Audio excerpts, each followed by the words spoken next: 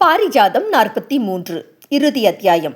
மேலும் சில வருடங்கள் கழிந்த நிலையில், அப்பா 1 2 3 சொல்லுங்க என்று 3 பிள்ளைகளும் நீச்சல் போட்டிக்கு தயாராகி கொண்டிருந்தனர். சர்வா கவுண்டவுன் கொடுக்கவும் மூவருமே நீரில் பாய்ந்தனர். அவர்கள் பாய்ந்த வேகத்தில் உள்ளே சென்று மேலெழுந்து வேகமாக நீச்சல் அடிக்க அவர்கள் பின்னே சர்வாவும் நீரில் பாய்ந்தான். நேரம் போனதே தெரியாமல் 4 பேரும் ஆட்டம் போட்டு கொண்டிருந்தனர். 3 மணி நேரம் ஆச்சு, ஜலதோஷம் பிடிக்க போகுது, சீக்கிரம் மேலே வாங்க என்ற அஞ்சனா குரலில் முதலில் படியில் ஏறியது அவள் மகன் அவனீஷ் தான். மேலே வந்த மகனின் தலையை துவட்டியவள், நீங்க எப்படி வருவீங்க என்று இடுப்பில் கை வைத்து மகள்களை பார்த்தாள். மா, இன்னும் எவ்வளோ நாளைக்கு தான் நீங்கள் இப்படி மேலே இருந்து எங்களை பார்த்துட்டு இருக்க போறீங்க? பயப்படாமல் வாங்கம்மா, நாங்கள் ஸ்விம்மிங் கற்றுக் கொடுக்குறோம் என்று ஆர்த்தியும் அனுகிரகாவும் அழைக்கும் வகையில் இருந்தது அஞ்சனாவின் நிலை. அவளோ மகள்களுக்கு பதில் சொல்லாமல் சிரிப்போடு தன்னை பார்த்திருந்த கணவனை தான் முறைத்து கொண்டிருந்தாள். இது கூட பரவாயில்லை, 5 வயது கூட முடியாத அவனீஷ் அஞ்சனாவை அமர்த்தி, அம்மா இட்ஸ் வெரி ஈஸி, நீங்கள் ஏன் இவ்வளோ பயப்படுறீங்க என்றான். நான் பயப்படுறதா உனக்கு யார்டா சொன்னா? அப்பா தான் சொன்னார். மோர் தேன் 10 years அப்பா உங்களுக்கு ஸ்விம்மிங் கற்றுக் கொடுக்க ட்ரை பண்ணுறாராம். ஆனால் நீங்கள் ரொம்ப பயப்படுறாங்களாமே, மயக்கம் போட்டு பயந்து நடுங்கி அந்த மாதிரிலாம் ஏம்மா செய்கிறீங்க என்றதில் அஞ்சனாவின் கோபம் இரட்டிப்பானது. இப்போ நீங்கள் வர போகிறீங்களா இல்லையாடி என்றவள் கணவனை திரும்பியும் பார்த்தால் இல்லை. நாங்கள் அப்பாவோடு வரோம்மா என்று மகள்கள் சொல்ல, மா இங்கே பாருங்க என்று கிணற்றுக்கு பக்கத்தில் இருந்த தொட்டியில் குதித்த அவனீஷ் எப்படி நீச்சல் அடிப்பது என்று அன்னைக்கு விளக்கப்பாடமே எடுத்து விட்டான். மகன் தனக்கு சொல்லிக் கொடுக்கும் அழகில் புன்னகை பூக்க நின்றிருந்தாலும் வீடு வந்து சேர்ந்த கணவன் பெண்களை கண்டவள் பல்லை கடித்து கொண்டு அனைவருக்கும் உணவை எடுத்து வைத்தாள். ஒரு நாள் லீவ் கிடச்சிடக்கூடாது, முழு நேரமும் தண்ணியில் ஆட்டம், யார் நான் சொல்கிறத கேட்குறா இந்த வீட்டில் என்றபடி குழந்தைகளுக்கு இட்லி வைத்து சாம்பார் ஊற்றியவள் கணவனை கண்டு கொள்ளவே இல்லை. எனக்கு எங்கடி இட்லி என்று சர்வா அஞ்சனாவின் துப்பட்டாவை பிடித்திழுக்க, ஏன் உங்களுக்கு கை இல்லையா? டேபிள் மேலே தானே இருக்குது, எடுத்து போட்டுக்கோங்க என்று கோபமாக சொன்னவள் தனக்கும் தட்டை எடுத்து வைக்க 3 பிள்ளைகளும் அவளுக்கு பரிமாற சாப்பிடத் தொடங்கினாள் அஞ்சனா. எப்போதுமே இதுதான் அவர்கள் வீட்டு வழக்கம். இதை ஏற்படுத்தி வைத்ததும் சர்வாதான். எப்போதும் முதலில் மாமியார், கணவன், பிள்ளைகள் என்று அனைவருக்கும் பரிமாறிவிட்டு இறுதியாக சாப்பிடும் பழக்கத்தை வைத்திருந்தவளை பிடித்தமர்த்தி அவளுக்கும் பரிமாறி தங்களோடு சாப்பிட வைப்பதை சர்வா ஆர்த்தி தொடங்கி வைத்திருக்க இப்போது அனுகிரகாவும் அவனீஷும் தொடர்கின்றனர். என்னப்பா, அம்மா உங்களுக்கு இட்லி வைக்கவே இல்லை? அவங்க என்னோட டூவாண்டா என்றான் சிரிப்போடு. வைமா, அப்பாவுக்கு பசிக்கும் என்றபடி அவன் சர்வாவிற்கு வைக்க அனுகிரகா ஆர்த்தி சாம்பார் சட்னி பரிமாறினர். அப்பா, நீங்கள் என்ன தப்பு பண்ணீங்க என்று அனு கேட்க, நான் ஒன்றுமே பண்ணலடா செல்லம் என்றான். நீங்கள் ஒன்றும் பண்ணாமல் எப்படி அம்மா கோவமாக இருப்பாங்க என்றாள் ஆர்த்தி.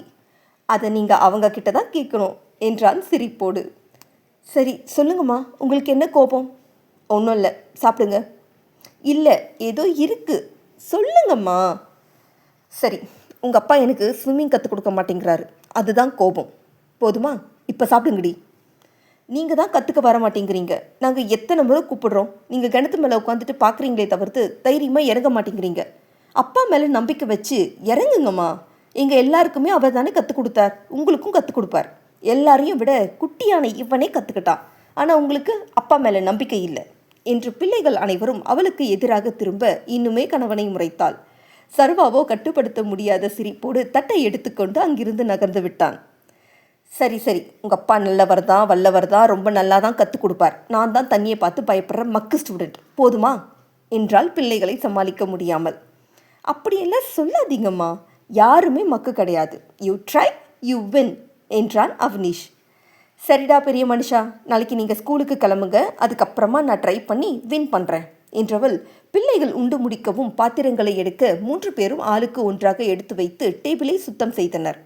உணவை முடிக்க பகலவனின் பிள்ளைகள் இங்கு வந்து விட்டனர். 5 பேரும் சேர்ந்து கால் ஓய அடுத்த 1 மணி நேரத்திற்கு ஆட்டம் போட்டுவிட்டு வீடு திரும்பினர். அஞ்சனா அவர்களுக்கு படுக்கையை தட்டி போட ஆர்த்தியும் அணுவும் அடுத்த நாளுக்கு தேவையான புத்தகங்களை சரிபார்த்து பையில் அடுக்கி வைத்துவிட்டு குட் நைட் மா என்று அவர்கள் அறைக்கு சென்று விட்டனர். மகள்கள் இருவரும் தனி அறையில் தான் படுப்பது. மகன் மட்டுமே இவர்களோடு. முக்கிய அழைப்பில் இருந்த சர்வா பிள்ளைகளுக்கு போர்வை போர்த்திவிட்டு விளக்கை அணைத்து தங்கள் அறைக்கு திரும்பினான். மகன் உறங்கிவிட்டிருக்க அஞ்சனா இன்னும் கோபம் குறையாமல் அமர்ந்திருந்தாள். நானாடி சொல்லிக் கொடுக்க மாட்டேங்கிற என்று அவன் முடிக்க கூட இல்லை பாய்ந்து வந்தவள், ஒரு வார்த்தை பேசினீங்க அவ்வளோதான் என்றாள் சுட்டு விரல் நீட்டி. ஹே, இன்னும் அடி கோபம் என்றான் சிரிப்போடு. இருக்காதா பின்ன, பிள்ளைங்கக்கிட்ட என்னென்ன கதைலாம் சொல்லி வச்சுருக்கீங்க நீங்கள்? என்ன சொல்லிட்டேனா?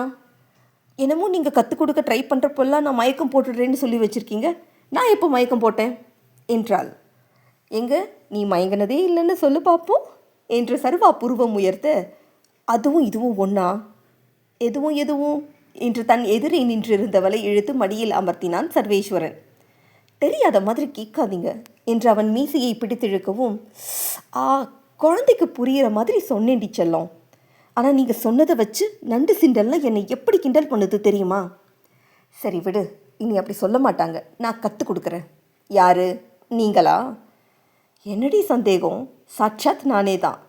இத்தனை வருஷத்தில் இப்படி எத்தனையோ முறை சொல்லிட்டீங்க, ஆனால் நீங்கள் எங்கே ஆரம்பித்து எங்கே முடிப்பீங்கன்னு எனக்கு தான் தெரியும் என்றிட சர்வாவிடம் அட்டகாசமான சிரிப்பு.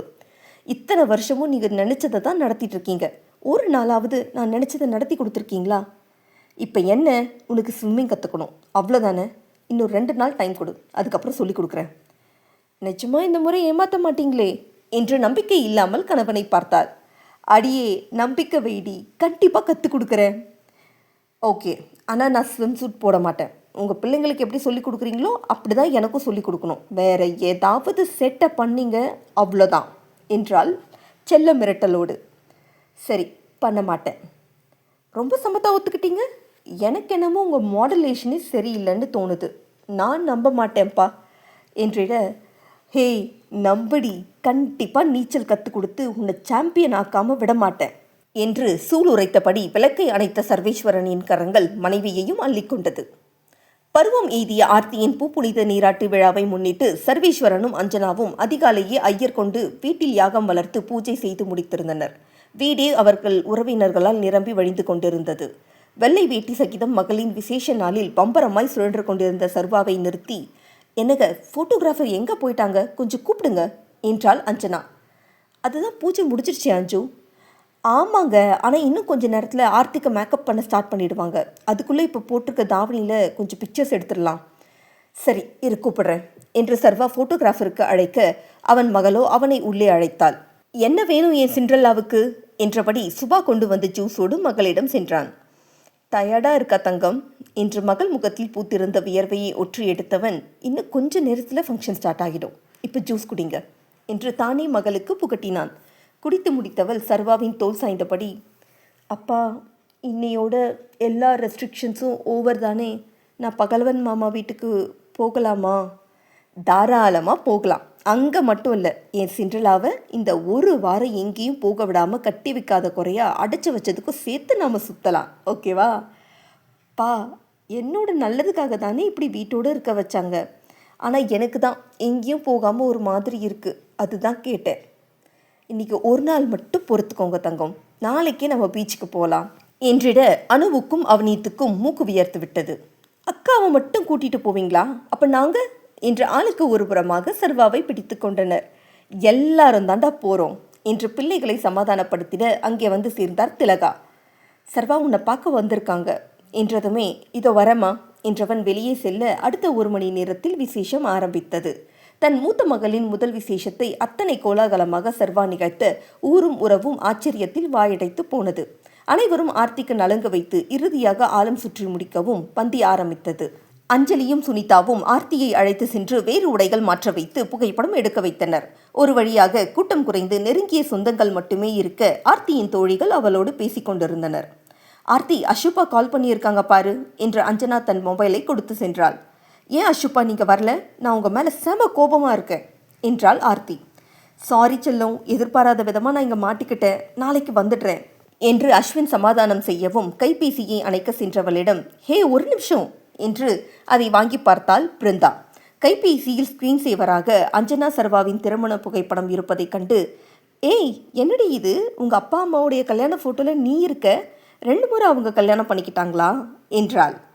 இல்லை, எங்கள் அம்மாவுக்கு சின்ன வயசுலேயே தாத்தா பாட்டி கல்யாணம் பண்ணி வச்சுட்டாங்க. ஆனால் அந்த கல்யாண வாழ்க்கையில் அவங்க சந்திக்காத அவமானம் கிடையாது. வேர்பல் அப்யூஸ், ஃபிசிக்கல் அப்யூஸ்னு எக்கச்சக்க கொடுமையை அனுபவித்து நிறைய கஷ்டப்பட்டாங்க. அந்த கல்யாணத்தில் அவங்களுக்கு எந்த மரியாதையும் இல்லை. போதாததுக்கு அந்த ஆள் அம்மாவுக்கு துரோகம் பண்ணி வேறொரு லேடி கூடவும் வாழ்ந்ததால் ஒழுக்கம் இல்லாதவனோடு வாழ முடியாதுன்னு எங்கள் அம்மா தாலியை கழட்டி போட்டுட்டு என்னை கூட்டிகிட்டு தாத்தா வீட்டுக்கு வந்துட்டாங்க.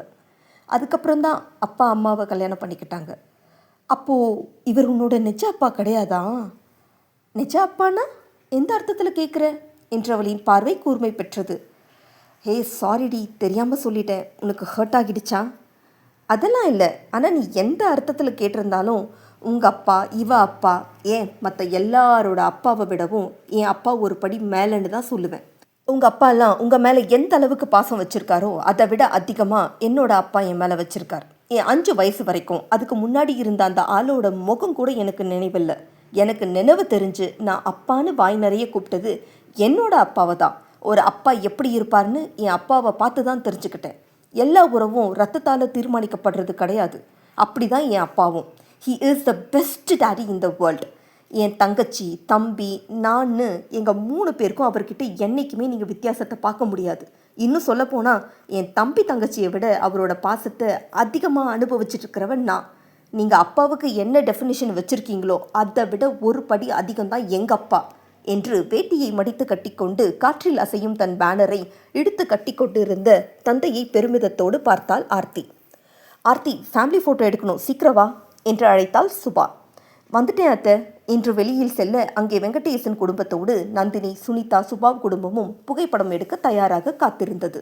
அத்தனை பெரிய கூட்டத்திற்கு இடையில் ஆர்த்தி தான் எங்கே அமர்வது என்று புரியாமல் பார்த்திருக்க, சிண்ட்ரலா இங்க வாங்க என்று அழைத்தான் சர்வேஸ்வரன்.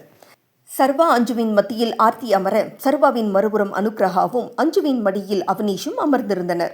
என்ன எல்லாரும் ரொம்ப அமைதியாக இருக்கீங்க, நல்லா பெருசாக ஸ்மைல் பண்ணுங்க என்று அவனீஷ் சொல்ல அனைவர் முகமும் புன்னகையில் நிறைந்தது. இன்று போல இன்றும் இப்புன்னகை அவர்கள் வாழ்வில் மலர்ந்து மனம் வீசட்டும். ஹாய் மக்களே, மனம் மேவும் பாரிஜாதமே கதை இன்றோடு நிறைவடைந்தது. கதையின் தொடக்கம் முதல் இறுதி வரை என்னோடு உடனிருந்த வாசக பெருமக்கள் அனைவருக்கும் என் நன்றிகள். இந்த கதை உங்களுக்கு பிடிச்சிருந்தா, என்னுடைய குரலும் வாசிப்பும் உங்களை கவர்ந்திருந்தா மறக்காமல் உங்கள் ஃப்ரெண்ட்ஸ் அண்ட் ஃபேமிலிக்கு ஷேர் பண்ணுங்கள், லைக் பண்ணுங்கள், கமெண்ட் பண்ணுங்கள். அண்ட் முக்கியமாக இது நாள் வரை சப்ஸ்கிரைப் பண்ணாமல் கதை கேட்டுட்ருக்க எல்லாருமே மறக்காமல் சப்ஸ்கிரைப் பண்ணிடுங்க. மீண்டும் இன்னொரு கதையில் கூடிய சீக்கிரமே உங்களை எல்லாம் சந்திக்க வருகிறேன். நன்றி, வணக்கம்.